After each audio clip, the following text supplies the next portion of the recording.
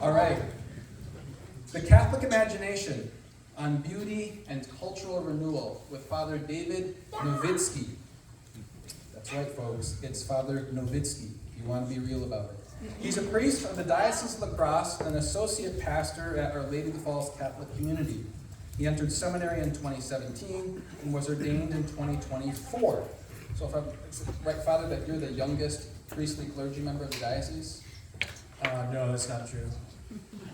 You're the most recently ordained? The most recently ordained. Okay, there we go. Yeah. Well, that counts for something. Father Novitsky completed his philosophy studies in 2019 with a focus on the aesthetics of music.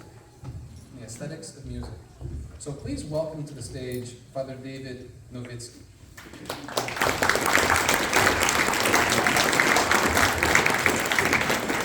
Thank you very much, John. I appreciate it.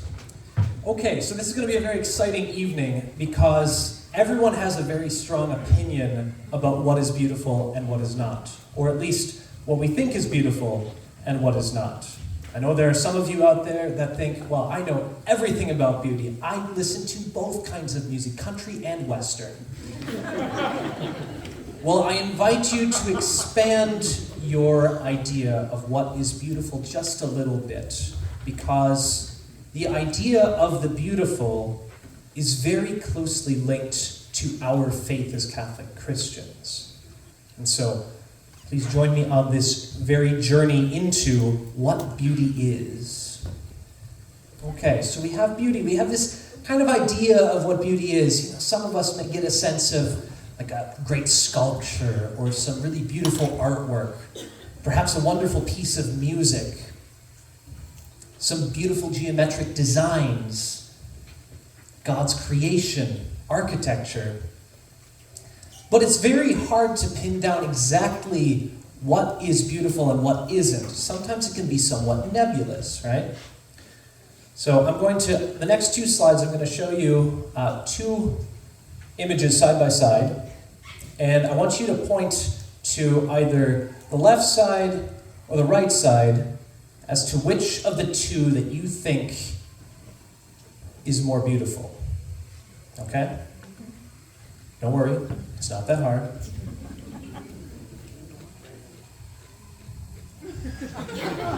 Which side do you think is more beautiful?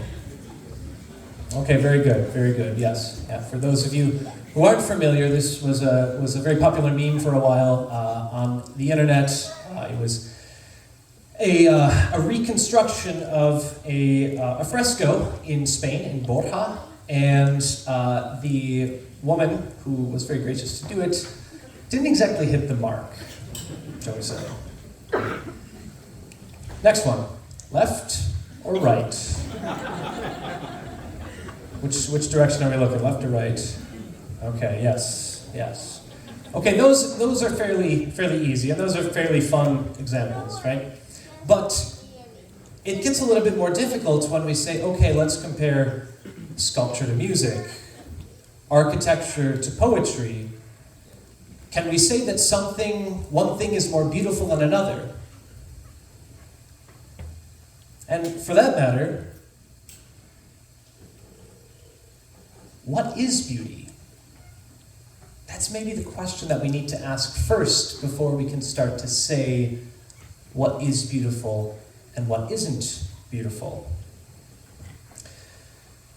Beauty is, let's go to our friend, St. Thomas Aquinas. Beautiful things are those which please when seen. And perhaps the angelic doctor was also referring to those things which can be perceived by the senses. Things which please when perceived. But that still has a very broad scope in mind, because we can think, well, I'm pleased by seeing this, but somebody else isn't pleased by it. I like listening to, Beyonce, or I like listening to country music. What can we say more deeply about beauty? Well, Aquinas also says that beauty is a transcendental. And does anybody know what a transcendental is by chance? Anybody out there? Okay. A transcendental is a particular property of our world which exists primarily within God's understanding of the world, right? It's a way that God communicates to us. Aquinas has 3 transcendentals. The first one being truth. And we're probably very familiar with truth. That one seems to accord, right? The more we come to the truth, the closer we come to God. The second one is goodness. Goodness in the realm of morality, perhaps. The better we become, the closer we come to Christ, the more we flee from evil, sin, the more closely we are aligned with God. But then what does beauty say? What does beauty say? So truth, that seems to make sense. Falsehood, truth. Then goodness, evil. Beauty's on a completely different plane. So how do we understand beauty and perhaps the opposite of beauty? Ugliness, perhaps, shall we say. How do we understand this?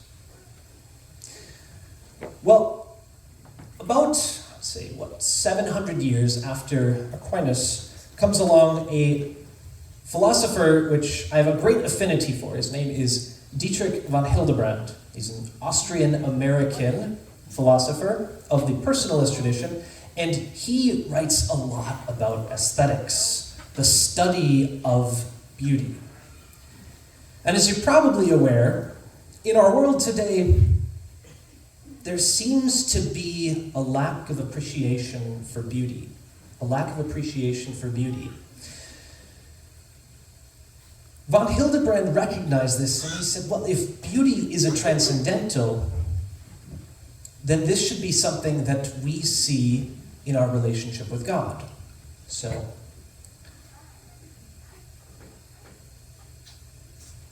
this is a very short quote from his very, very long work on aesthetics. Our use of the word beautiful points to a value, something important in itself. Now, this is an important point. It's important in itself. Beauty isn't something to be for something else. It's not practical, not used as a stepping stone to something else. It is enjoyed on its own merits. And it is a property that is inherent to the object that is beautiful or not. Now, this is a hard thing for us to perhaps wrap our heads around, because when we think of beautiful, we probably think of the words like taste or preference. But what von Hildebrand is getting at here is that instead of it being a matter of taste or preference, these qualities are inherent to the objects themselves. And while it is true that I can like something that is maybe not very beautiful, perhaps like certain types of pop music, it may not necessarily correspond to beauty. So what I like and the reactions that I have to objects of this world, the visible arts, the oral arts, those reactions may not necessarily correspond to whether it is beautiful or not. Just like how someone who is told the truth may still reject the truth, say, I don't believe that. Or someone who is doing evil and is told, well, you shouldn't do that, you should do this good instead, can reject that and say, no, I'd rather do the evil. So, while beauty is objective, not all of us may completely recognize it. Similarly to truth and goodness, we need to be trained in order to understand it and to perceive it well, right? Okay, so we have a bit of a sense of what beauty is. It points to this transcendental quality within things that draw us towards it. Not just in a base pleasure, but in a deep desire. We're pulled towards it. So then the next question that I have is, where does beauty come from? where does beauty come from? Where do we see beauty most in our lives? Where do we see beauty first in our lives? Well, that quite clearly comes from the Lord, from creation.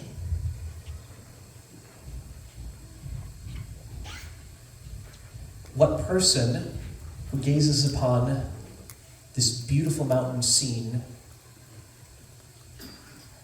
doesn't have their breath taken away? And with it, we see all of these forms starting to appear. These certain ways in which creation is organized, shaped. Another example. And through our understanding of the natural world, we come to a knowledge of the way that they work. Those of you that are in perhaps the sciences or any field of study, medicine, law, whatever it may be, you probably have an awareness that there is a beauty even in those things, mathematics, certain proportions and ratios that seem to have a beauty to them. The beauty of harmony, which is, again, independent of my own understanding and my own perception. Things like octaves, fifths, fourths.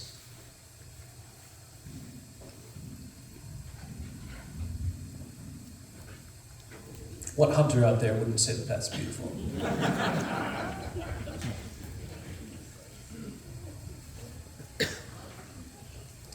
But perhaps the most beautiful thing of all is God's pinnacle of creation, human life itself. Even the human person has a certain beauty to them. Maybe not all of us have that beauty, but you know. So beauty comes from the Lord. It comes from God. This ordering of the cosmos that give us proportion. And from there we can abstract certain ideas about the world. Ways in which things are organized. The best people who are artists draw from the way that nature is organized and the certain forms and structures that we see in nature. So then this leads us to an interesting question. What then is art? If we see beauty in creation, what is art attempting to do? What is art attempting to do? Art, in essence, is God calling us to participate in his act of creation, which he says is good. Now, certainly the highest form of this participating in the act of creation is cooperating with God in his own choice to create. The openness of parents to human life. Because that is cooperation with God's creative act.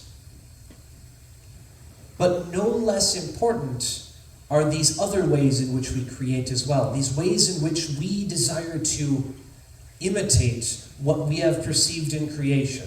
Not only in terms of the physical things, such as mountains, animals, plants, etc., but also these forms that we have abstracted from them.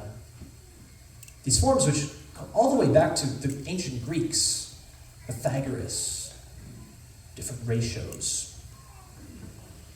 So art is very big in that sense because it can encompass quite a lot of things, right? Music, painting, sculpture, architecture, poetry, prose. All of that falls within art because it is an act of creating something. And perhaps it's important to recognize that in art, there can also be poor examples of art, poor examples of striving for that beauty of creation. We can probably think of many examples of that, particularly in contemporary art or academic art. And a few principles, perhaps, to consider when determining whether art is beautiful or not. Besides proportion, it's going to have harmony. It's going to relate to reality. There's going to be some relation to what I have already perceived. Be that in the physical world or in the abstraction of these proportions, this understanding of form that we've come to know through viewing and perceiving our world. But it's not just going to be concerned with the stuff of this world.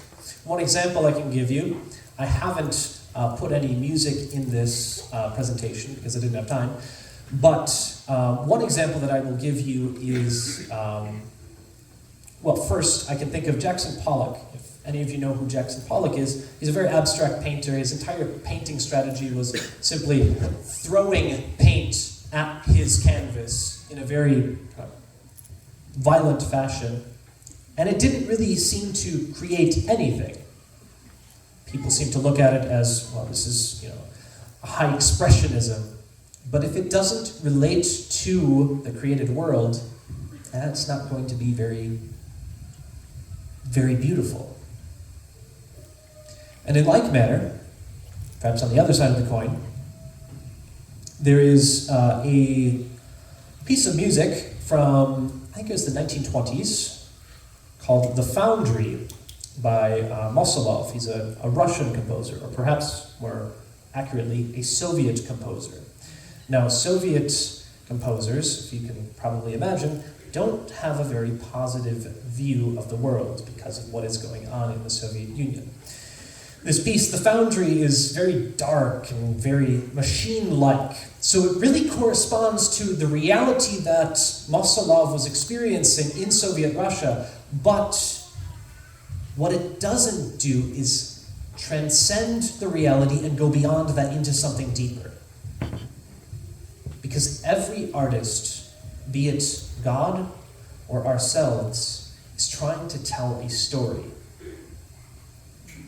And that story ultimately is going to point us towards the foundation of our reality, that being God. So a couple of examples of what art could be. Notre Dame in Paris. And I think this is a prime example because after the collapse of the roof and the fire in 2019, there were movements in the French government to completely change what Notre Dame looked like. And the French people stepped in and said, no, we want it the way it was. It was beautiful as it was. It told a story about our relationship to God. That's very important for us to remember, is that it tells a story of our relationship to God. Another good example is the Ghent altarpiece by Van Eyck. This is meant to be a piece in front of an altar, and you can see that there is a story that is being told here. Certainly it has the people, but they're also pointed to something deeper, the Lamb of God. So not only does it tell me about what reality is, but towards which reality is destined, or can be destined. And I love this quote by 19-year-old British composer Alma Deutscher. And this, I think, responds to that example of the foundry, this ugliness. Because when she started out, she's been composing music for about 10 years now, I would say. And when she first started out, she composed very, very beautiful pieces that were very strong in harmony and melody, which we don't necessarily see in classical music today, orchestral music today. Oftentimes it's very devoid of melody and harmony. And she was told, well, you shouldn't compose these really beautiful things because the world is so ugly, it's so full of, they didn't use the word, but so full of sin, shall we say. And I love her response. If the world is so ugly, then what's the point of making it even uglier with ugly music? Perhaps beauty can also be a window that casts light into very dark places in our lives.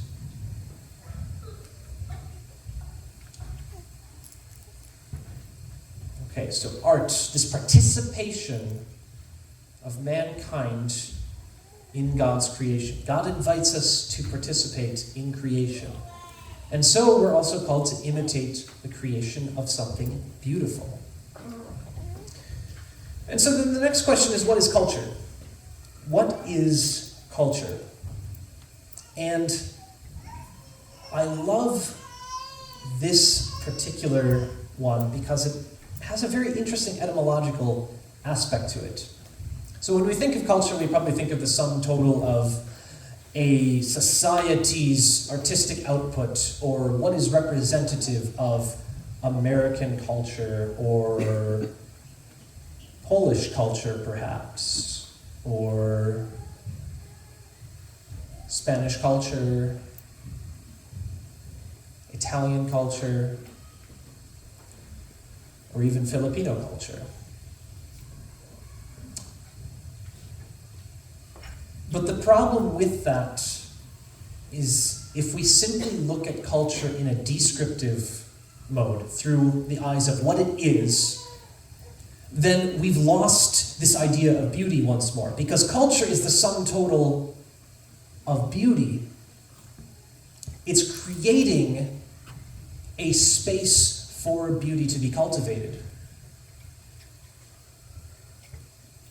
A space for beauty to be cultivated. Cultivate. That's a very important word. This is where the etymology comes in. The word culture comes from its root, which means to grow from seed and to care for, such as a farmer would cultivate his fields.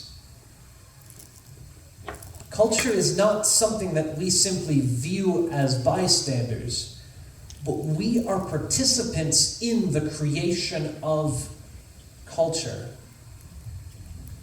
This cultivation of beauty. Cultivation of beauty. We are called to cultivate this world of beauty. And sometimes I think we might miss that we are participants in this fulfilling and growing and nurturing of beauty in our lives. We live in a very flat society that has a very strong secular culture, which Pope Benedict XVI would call contemporary culture, but we've kind of let that slip into our own understanding of the heights of culture. Anybody can think about, especially in the church over the last 50, 60 years, and we haven't really had the same sense of beauty that we've had in the past. This same soaring to the heights, perhaps indicative of Notre Dame in Paris, or perhaps in some of the other examples that were mentioned. Our own Catholic culture has been taken over by a secular culture.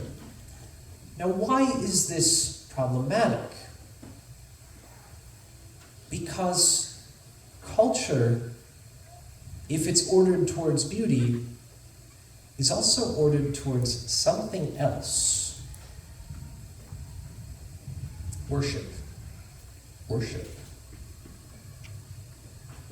Now, this one might be a little strange, culture to worship. What's going on here?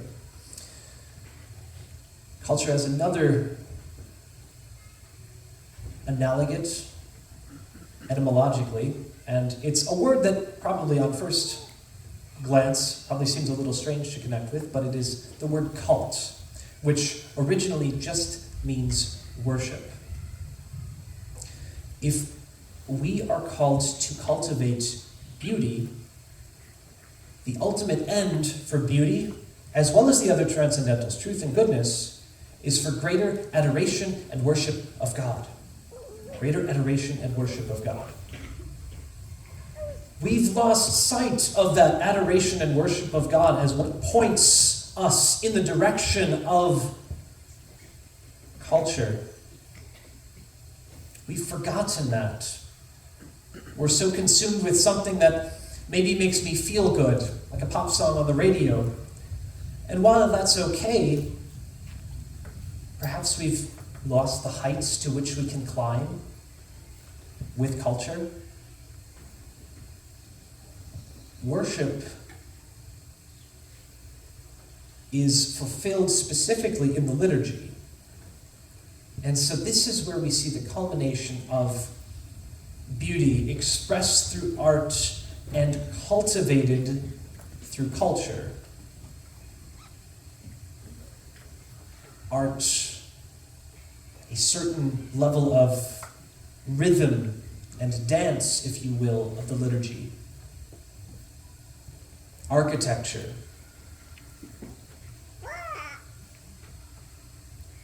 The various actions which the priest and the ministers carry out in the liturgy. And we can see that all of these different aspects of art, form, proportionality, even color, architecture, art, painting, mosaics, icons, stained glass, music, even poetry and prose, it all comes together and coalesces in the liturgy, this high point of beauty. Because if I'm to grow in my understanding and appreciation of beauty, that is ultimately going to be oriented towards praise and honor and adoration of God.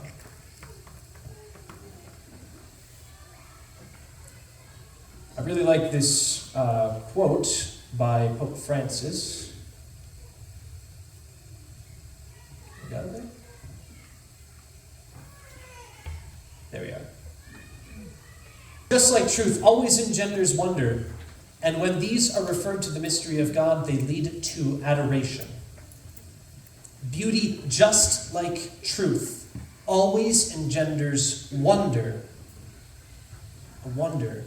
When was the last time that I sat in wonder in the Mass? Indeed, when was the last time I sat in wonder gazing at anything of beauty? And when these are referred to the mystery of God, they lead to adoration.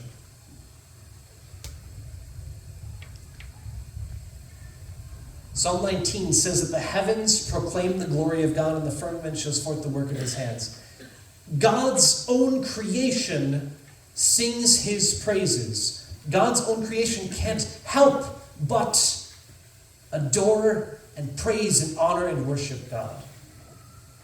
We, of course, being given free will, have the choice to either do the same, do likewise, or not.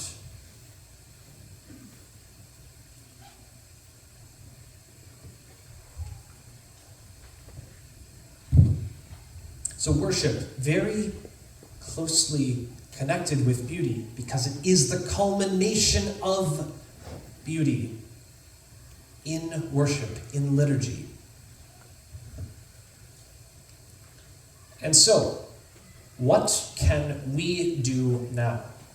And this is a very important point, because we probably aren't the most skilled of artists. In fact, we probably would be better at drawing that right half of the horse that I had earlier. It's probably the best I could do, if I'm being totally honest. So what can we do? Well, the first thing is that we are participants in the cultivation of beauty in our life, in our society. We're not just mere bystanders. We're not just sitting around like some high society, going to art galleries and going to concerts.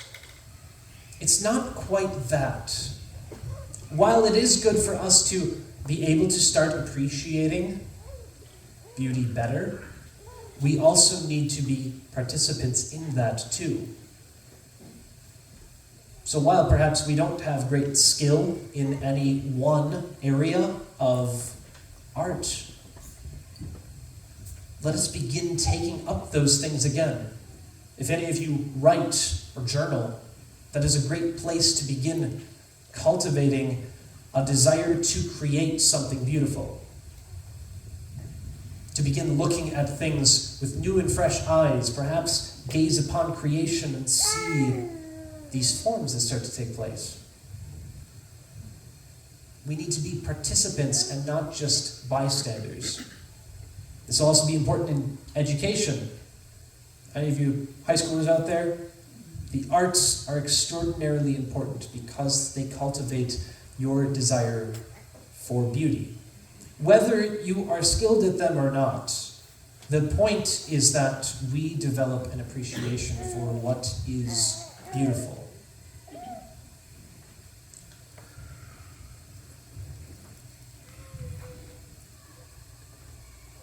I really love this quote from St. Augustine. Cantare amantis est, commonly translated as only the lover sings. The creation of beauty and art in singing, in the visual arts, in the performing arts, is an expression of love. An expression of love. If we choose not to create, if we choose not to make art and bring beauty into the world, what does that say about our love for God? What does that say about our love for God? One perhaps very practical example. Many of you may know that Holy Ghost has recently undergone a renovation from a very simple interior to an interior that starts to bring substance to the place. It defines the space of the nave and the sanctuary.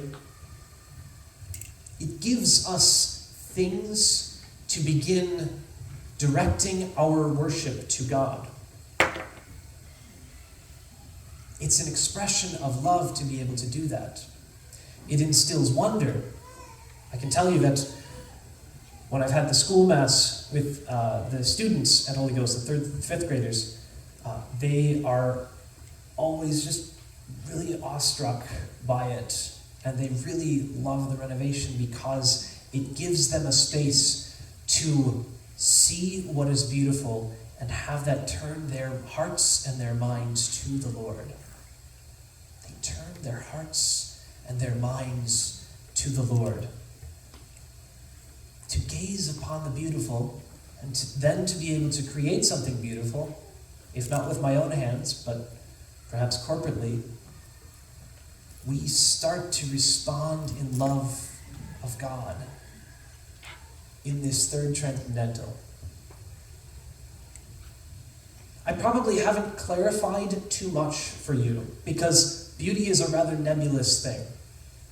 And I am going to give a few caveats before I close. The first one, a lot of my examples that I gave here are of European Western culture. And so perhaps a question that may have, which maybe has been asked, but I'll answer it right now, is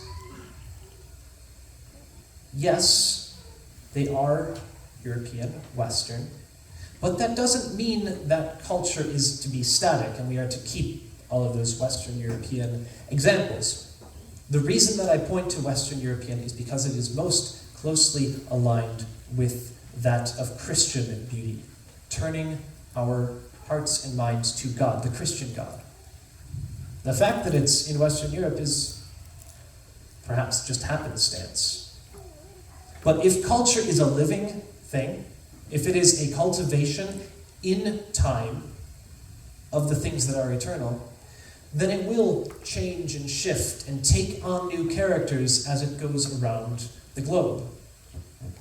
But we can never lose sight of those original principles of beauty, the very things from creation, which is universal. We see creation in the same way that someone from Australia or someone from Nigeria, someone from Russia would see creation.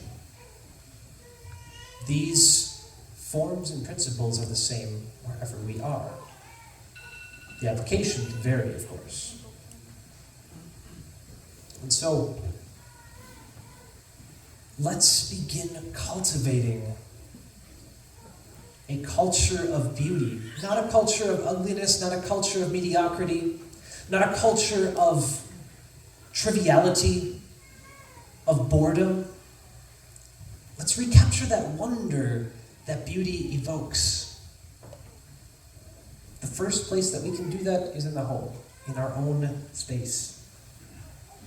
Gazing upon the beautiful, and then perhaps, just maybe, creating our own piece in this tapestry of beauty.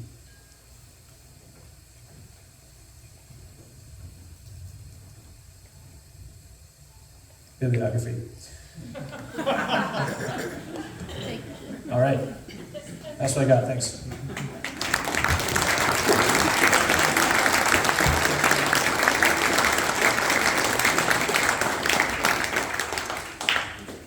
Thank you very much, Father Nowitzki. Really appreciate it. Got some good questions here. Feel free to bring some more back.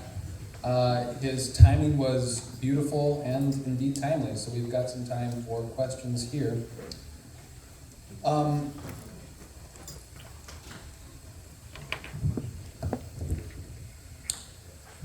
Let's see, where to start here. What additional actions, kind of a practical question here, what additional actions would you take or suggest to foster an attitude of wonder in what is beautiful? To foster an attitude of wonder. Excellent question. Well, the first thing is to recognize that the things that I like, in terms of music, in terms of art, may not actually be beautiful. I think that's an important distinction. I enjoy,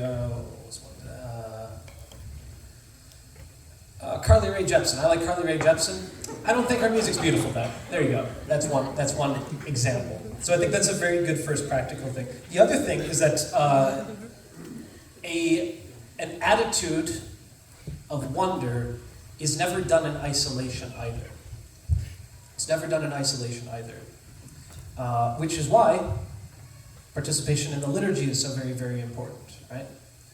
I think that both at St. Charles and at Notre Dame and Holy Ghost, we're very blessed to have priests that care very deeply about the liturgy and strive to make it as beautiful as possible within the space that we can. And so I think that's very important as well, to be able to dive into the liturgy too. Perhaps also picking up reading. There's great literature out there that helps us turn to the heights of what is possible. Reading's kind of a lost art, if we're being totally honest with ourselves. So those are a few maybe small practical tips. I guess it would depend on the individual person. So yeah, that's what I have, kind of as a broad general response. Sure, if I can just piggyback a question off of that for a minute. Because you mentioned beauty, like transcendental beauty is never done it's not wondered at in isolation. Right? There's sort of a communal, almost like consensus about it. Is that what you would say? Well, even if theoretically nobody were to appreciate beauty, that wouldn't mean that it wouldn't exist. So beauty is never determined by committee, shall we say?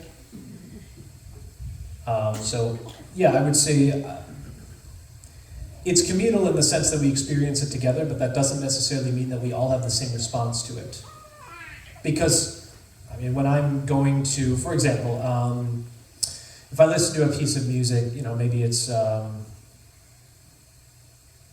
Boulevard of Broken Dreams by Green Day.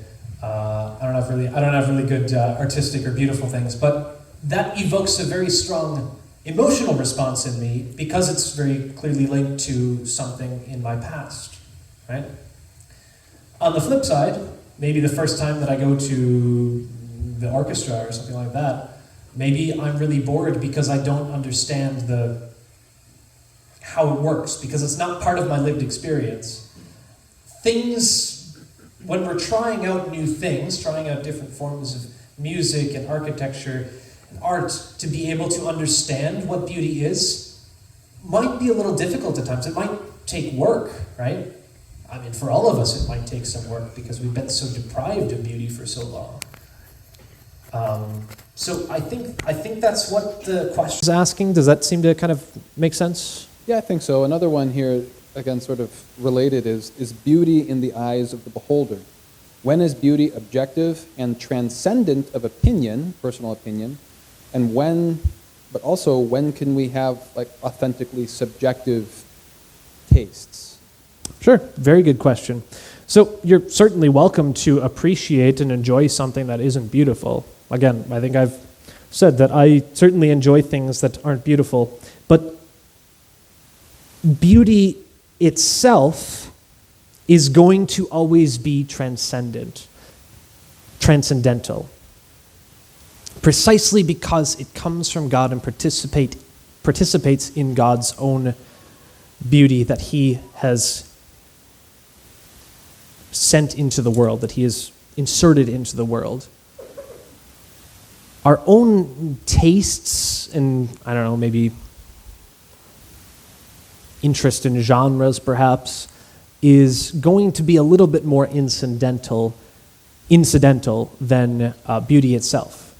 I mean, it's very possible that different genres or different time periods of art and different areas of the world will have their own beauty that will shine out. Some maybe more than others. But if we are to truly look at beauty as something that participates in God's own divine life, then we cannot say that beauty is left to taste. This is where we really struggle with in contemporary society, because the idea of taste in aesthetics and in philosophy has been all the rage for the past 300 years. So we're very ingrained in that idea of taste, that it is very subjective in what I think. But my own response to something doesn't necessarily make it beautiful, nor does it make it ugly. Thank you. Here's a personal question, and if you want a little time, I can ask it and then move on to another one. This one is, what is a moment in your life when you were overtaken by beauty? Okay. I'll think about that. Want to let that simmer a little bit? Mm-hmm. Okay. Speaking of simmering, is cooking an art? Certainly, yes. So can cooking be authentically beautiful, if you will, or ugly? Certainly. Should we ban microwaves? I can say from personal experience that cooking can be very ugly. In fact, my parents and my grandmother are here. They can attest to that too. They're over there. Wave hi. There they are. Yeah. Hi, Mom and Dad. Well done, Mom and Dad. Yeah, that's a good question. So there are many things that can take on the value of beauty, even though they also have an element of being for something else, right? So we eat certainly to get nutrition, but we are the only beings that can sit down, as humans, as men and women, are the only beings that can sit down and enjoy food and beverage. We're the only ones that prepare it. And so there certainly is an art to that as well. Art of taste, art certainly visibly, right? Yeah, so cooking certainly can be an avenue for beauty. How can one make an argument for objective, transcendental beauty to someone who has a secular, subjective view of beauty? Good question. I mean, if ultimately, if someone does not have a transcendental view of beauty, that's going to be very difficult. At the same time, there are probably individual instances in which these persons are very overcome with beauty themselves. And certainly emotions are played into it as well. But I think that there is something to be said about the value response that my gazing upon some piece of art or some beautiful landscape, that there is something that moves in me. And I think, especially when it comes to creation, there tends to be a broad agreement. And I think that this is maybe the one point where we can all start to agree that, okay, in creation, there is a unifying factor. And just think of, often people go to the Grand Canyon or to Yosemite National Park. Those places seem to have universal appeal because of their own beauty, the way that they are arranged, the grandeur, perhaps. So I think that that is the starting place, is the beauty of creation.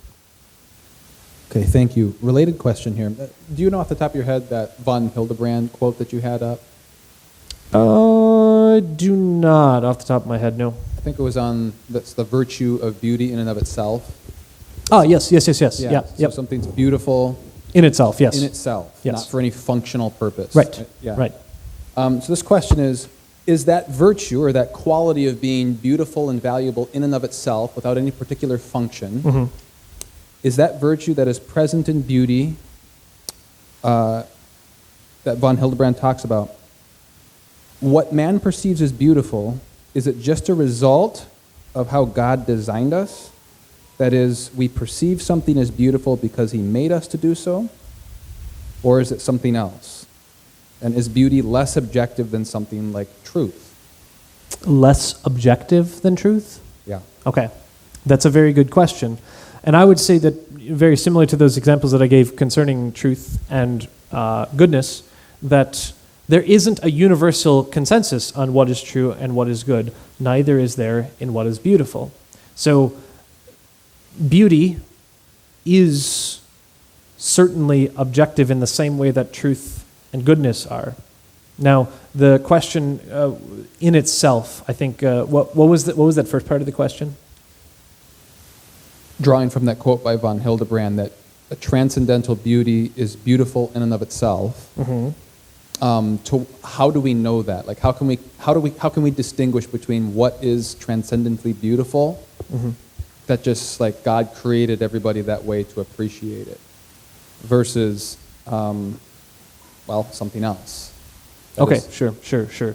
Yeah, so again, I will point to that creation has its own particular form and the way in which it is created that we see. Things that are beautiful will respond to those. So for example, in architecture, we have, perhaps a good example of very cookie-cutter office buildings where every single level is exactly the same going all the way up, that it has this level of sameness. But in terms of my own perception of it, it looks a little off. It looks a little almost too uniform. Versus in classical architecture, there is this idea of having different sizes of windows that are proportional to each other that correspond to my own way of how I view things from a distance, right? So that's perhaps one example of a principle of proportion that is used in architecture. Now, whether I view that or not is going to at least be part in my own cultivation of appreciation of beauty. You spoke about the liturgy a little bit, and I thought that was a good example of, in the liturgy, we have aesthetics, we have art, we have color, we have uniformity. There's a drawing from Gordini, it sounds like you kind of use that line, sort of the playfulness, the dance of the liturgy. Mm-hmm. All the kneeling and standing and sitting and signs of peace and incense, something to, I was talking with someone who hadn't gone to Mass ever before within the last couple of years, and that person noted like all the sitting, all the standing, all of the things that we're doing was sort of new to that person. But I like how you articulated that in the liturgy, all of the liturgy is trying to take the highest of every art and apply it to the point of worship. On worship, on music, in worship, what makes sacred music more suitable for Mass over jazz music or rock music, guitar music, etc.? Yeah. Jazz music, rock music, and guitar music is largely not beautiful. I know that's very shocking. Again, I love rock music. I love jazz music. But How many instruments do you play, by the way? I don't know. Give or take. Just give yourself Yeah, some... 10's good, I guess. 10? Yeah. Okay. Yeah, that's maybe more in terms of like a principles of what directs me to worship. So I think that this is an important point. Jazz music, rock music, pop music, all of those things are not directed towards worship. They're directed towards something else, which is actually very good in our lives. They're directed towards social, social interactions, and particularly dance, because there's a very strong presence of beat and rhythm, right? Which is probably why, in the same way, I would say that waltzes are very beautiful, but they're not appropriate in the liturgy. In the same way, I would say polkas are very beautiful. They're not appropriate in the liturgy. They have their own beauty, but that beauty is not directed towards worship. And that's okay. Things can be beautiful in their own regard, but only to a certain limit. Well, one person just asked if they could become a liturgical dancer. So is that a no? I guess it depends on what dance you're referring to. If it's the standing, sitting, kneeling, that is a form of dance. So in that regard, be my guest. If you're talking about waltzing up the aisle, no. Thank you.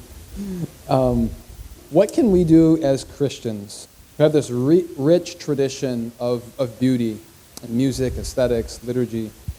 What can we do to stop, if you will, or just examining our own appreciation for beauty or what entertains us? How can we stop sort of the influence and inundation of the secular world's form of beauty? Yeah, this is a very important point. We do not need to stop contemporary culture that's happening at the same time as Christian or Catholic culture. We don't need to stop it. We don't need to prevent it from us encountering it. That would be like an excessively kind of rigorous view of it, and honestly would not lead to an opening of Christian culture to the world, because we're always outward facing. At the same time, because we have not experienced much beauty in terms of art and music in our own lives, we need to once again recultivate those expressions. That needs to be done primarily actually through education. And so we need to be educated. For those of us who are adults, we need to be perhaps remedially educated in what makes something beautiful, those particular forms and structures and rhythms that make things beautiful. I mentioned briefly about the principles of harmony and melody. Those are things that composers have been using for centuries, millennia, in fact. But we've forgotten them. And I'm not quite sure why we've decided to push them off to the side in favor of perhaps the more practical arts, if you will, the sciences, those things that are going to get me a job. Perhaps maybe that's part of what's at play here is, a focus on essentially education being a glorified trade school from first grade until you get your first job. Practical question, because you talked about making the home more beautiful. Mm-hmm. I recently observed in visiting some friends, and I see this in a lot of homes, I don't know if everybody else here has too. For art, oftentimes you see a canvas with just 2 or 3 very simple colors on it. There's a university that I used to work at where they had a piece of art, it's 5 by 5 feet, It was worth $10,000, or that's the tag that it had next to it, and it had a yellow circle, a green triangle, and a red rectangle, priced at, $10,000 or $5,000. I recently walked into somebody's home, and I see this a lot too. It says sort of like right on the mantle, the center stage of a home, you can sometimes see this. It says, "Live, laugh, love." And that was basically the pinnacle of the art in the house. What do we have to say about that in terms of like cultivating art? What are some practical steps to move past the platitude of live, laugh, and love? Good question. I'll first give you a funny little anecdote from my time in seminary. There was a seminarian, I think he was on the floor below me, that did not hang up any artwork or anything whatsoever on the walls of his room. It was Spartan. It was very like hospital bed, surgically clean, nothing out of place. And we told him, like, you're going to go crazy if you don't do something about this. And if you don't do it, we'll do something about it. So he didn't do anything for the first year and a half of his time in seminary. And eventually someone bought a live, laugh, love thing and put it up in his room. Then he very quickly said, okay, I'm going to get something else. I think part of the reason with live, laugh, love and other sorts of little platitudes, I think that oftentimes they're nice emotional little reminders for us, right? And they're scrawled in a nice little script or something of that nature. And that in and of itself does not prevent it from being beautiful, but that seems to be a rather low bar for beauty as well. Like, I could chunk that out in Microsoft Word very quickly and, put it in a nice color sheet of paper or something like that. But there's no sense of proportion, no sense of that pointing me to something else by its very design, right? By its very design. Oftentimes people who do those sorts of things just simply choose what they think looks nice. But nice isn't beautiful. Nice is not beautiful. The same thing with the abstract art. And I think the abstract art perhaps tells us something too. And this also relates to perhaps the words on a canvas, is that they're not grounded in the beauty that we see in creation, the beauty that we experience in creation. They're a little bit more random and abstracted in that sense. Okay, thank you.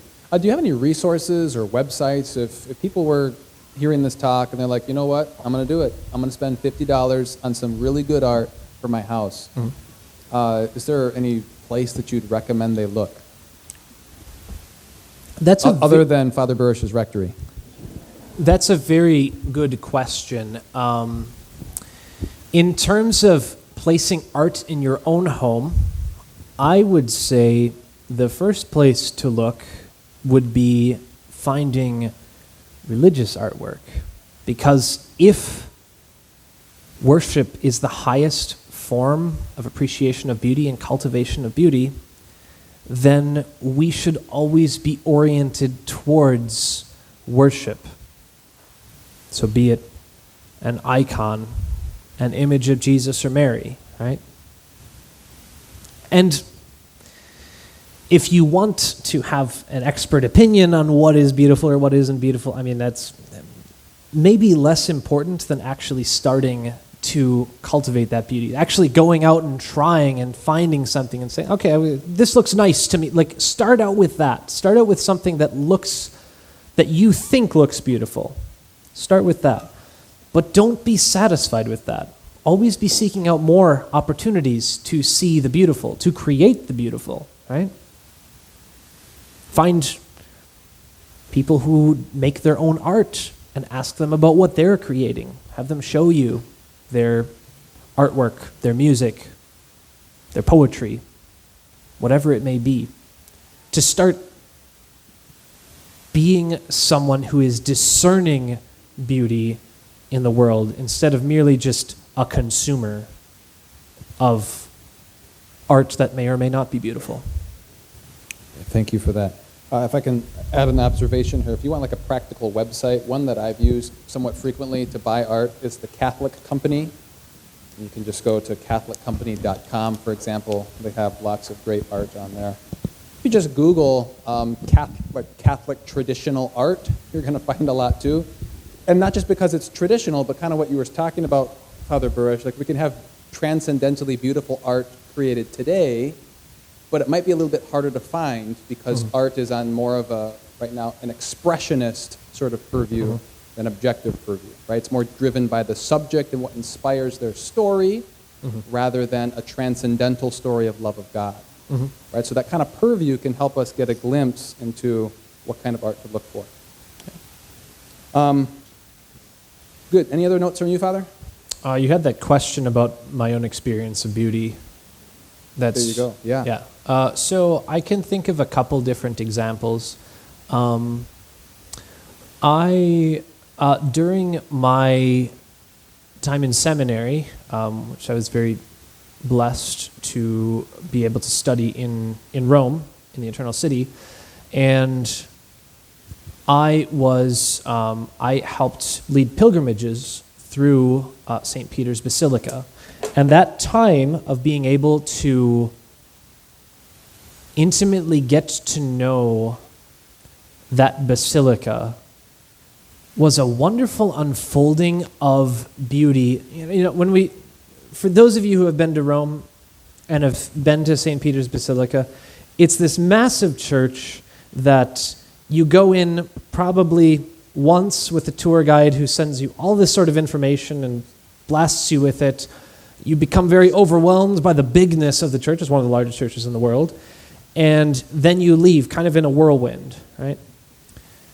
But to be able to go back and to study something like that, to be able to have that time to uncover a deeper level of that beauty was really something that I've seen in retrospect as a great honor, because it wasn't, because sometimes beauty is not immediately accessible to me, right? Those who know a lot about music, those who are well versed in poetry and the various forms of poetry, those who know art and proportion really well, are able to see art and artwork on a deeper level than perhaps those of us who just simply look at it and say, well, that looks nice, or it doesn't look nice. That takes time, looking at these things and starting to uncover some of the perhaps secrets or hidden wisdom behind a lot of this artwork. And that certainly was the case at St. Peter's Basilica. I think I have a great appreciation for what the architects and the artists had sought to do with that, which was primarily that of worship of God. Okay, thank you. You want a nice theological question not related to this to close? I'd love that. Okay. So, really enjoyed your talk. Thank you for sharing your insights, this person writes in. Unrelated question that I need to ask a priest. We talk about the Eucharist as being the body, blood, soul, and divinity of Jesus Christ. Does the divinity include the Father and the Holy Spirit? Or are we limiting this divinity in the Eucharist to Jesus alone? Question my 16-year-old asked me. Sure, good question. So Jesus is fully God, and so he's not like partially God. That would be partialism. So when we receive Jesus, we receive the fullness of who God is within the aspect of the person of Jesus. So if you get Jesus, you get all of divinity? You get God. I mean, I don't know what else to say. I mean, yeah, that's about it. There we go. All right. Thank you, Father Nowicki.